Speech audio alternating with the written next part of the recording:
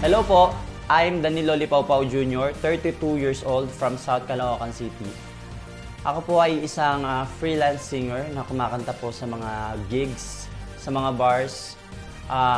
Meron din po ako mga events, sa mga weddings. Yon, I'm a graduate of 2 years computer science. Nalaman ko po yung audition ng KWC sa Facebook page ng Karaoke World Championship. So may post sila. Agad-agad akong nag-register sa binigay na link ng SM Online app.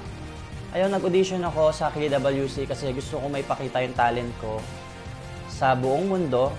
Siyempre sa Pilipinas muna, sa Luzon.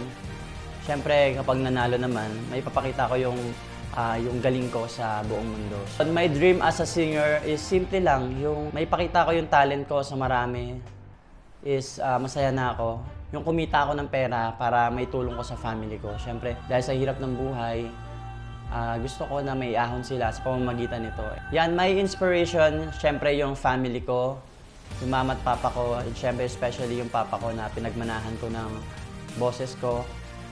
And siyempre yung mga kapatid ko, yung mga pamangkin ko.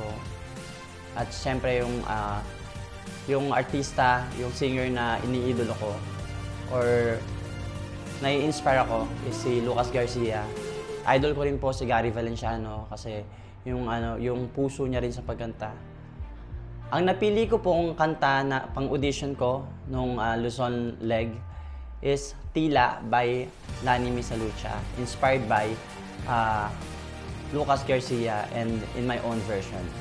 So sabi nga sa song na tila lilipas din ang ulan at ang araw ay sisikat ng muli. So sa buhay natin, lahat ng pagsubok is lilipas din. And araw ay lilipas sa ating mga buhay at magkakaroon ng bagong pag-asa. I deserve to be the grand winner of KWC Philippines dahil po sa experience ko po sa pagkanta, sa gabi-gabing paglaban ko sa mga singing contest, sa mga barangay, lumalaban ako kahit na minsan natatalo, minsan nananalo. Pero masaya ako dahil naipapakita ko sa buong mundo, sa lahat, na ang kaya kong gawin. Kahit mahirap, nagtsatsaga ako na pumunta sa mga singing contest, kahit sa mga malalayong lugar, binabaybay ko yung buong Metro Manila, yung Luzon, dahil meron nga akong family na inspiration at sila yung nagpapalakas ng loob ko para lumaban pa ng lumaban. Gusto kong ipakita sa lahat yung determination na manalo and maging inspirasyon sa lahat ng mga nganta sa buong Pilipinas. At huwag mawalan ng lakas ng loob para lumaban ng lumaban.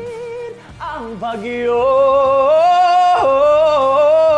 didiwanag din ang kalagitan. Araw ay sisikat na